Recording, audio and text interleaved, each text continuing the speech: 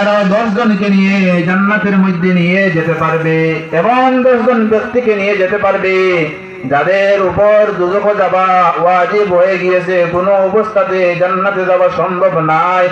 এই রকম মানুষদেরকে এই হাফিজ সাহেব আল্লাহর কাছে সুপারিশ করে জান্নাতের মধ্যে নিয়ে যেতে পারবেন। বলি সুবহানাল্লাহ। وشفعه في 10 من أهل بيته كلهم قد وجبت له النار। এই রকম মানুষ যাদের উপর জাহান্নাম ওয়াজিব, এই রকম মানুষদেরকে টেনে টেনে জান্নাতের মধ্যে নিয়ে যেতে পারবে। এই পাওয়ার দেওয়া হবে হাফিজদেরকে। এর কারণে হাফিজ দ্বারা হবে তারা কোরআনুল কারীম মুখস্থ করবে, কোরআনুল কারীম পড়বে, তিলাওয়াত করবে, সঙ্গে কোরআনুল কারীমকে মানতে হবে, কোরআনুল কারীমের উপর আমল করতে হবে, কোরআনুল কারীমের উপর আমল করতে হবে, কোরআনের আইন বিধানকে মানতে হবে। এর কারণে প্রত্যেক হাফিজের পক্ষে আলিম হওয়া জরুরি। আলিম হতে হবে। যদি আপনি আলিম না হন তাহলে কোরআনুল কারীম মুখস্থ করেছেন ভালো কথা, কিন্তু এই কোরআনুল কারীমের মধ্যে কি লেখা আছে বুঝতে পারবে না।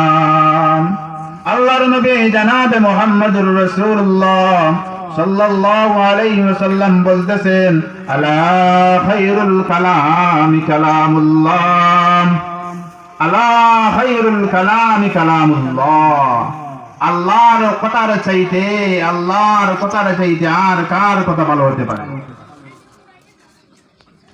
এই কোরআনুল কারীম আল্লাহর নবী জনাবে মুহাম্মদুর রাসূলুল্লাহ সাল্লাল্লাহু আলাইহি ওয়াসাল্লাম বিদায়ী হজের দিন সাহাবায়ে কেরামদেরকে নিয়ে আলোচনা করতেছেন। সেই সময় উপস্থিত ছিলেন 1,14,000 সাহাবায়ে কেরাম। তখন আল্লাহর নবী জনাবে মুহাম্মদুর রাসূলুল্লাহ সাল্লাল্লাহু আলাইহি ওয়াসাল্লাম বলতেছেন, তারাকতু ফীকুম আমরাইন লাম তাদিল্লু মা তামাসসাকতুম বিহিমা কিতাবাল্লাহি ওয়া সুন্নাত রাসূলি। হে আমার সাহাবায়ে কেরাম, তোমরা জেনে রাখো, তোমাদের কাছে আমি 2টি জিনিস রেখে যাইতেছি। এই জিনিসগুলোকে যদি তোমরা শক্ত হাতে ধারণ করো তাহলে তোমরা পথভ্রষ্ট হবে না। এই 2টি হলো কিতাবুল্লাহ, আল্লাহর কালাম কোরআনুল কারীম, আর আরেকটা হলো সুন্নাতে, আরেকটা হলো হাদিসে নববী, অর্থাৎ নবীজির হাদিসগুলো। এর কারণে আল্লাহ তাবারক ওয়া তাআলা আমাদের সবাইকে কোরআনুল কারীমের আইন মোতাবেক এবং হাদিসের মধ্যে আল্লাহর নবী যা আদেশ নিষেধ দিয়েছেন সমস্তর উপরে আমাদের সবাইকে আমল করার তৌফিক দান করুক। আমরা সকলে বলি আল্লাহুম্মা আমিন। আযানের সময় দিতেছে, মুখতাসর একটা দোয়া পড়িলে আমিন। আল্লাহুম্মা আমিন। আল্লাহুম্মা রাব্বানা যালামনা আনফুসানা ওয়া ইল্লাম তাগফির লানা ওয়া তারহামনা লানাকুনান্না মিনাল খাসিরিন।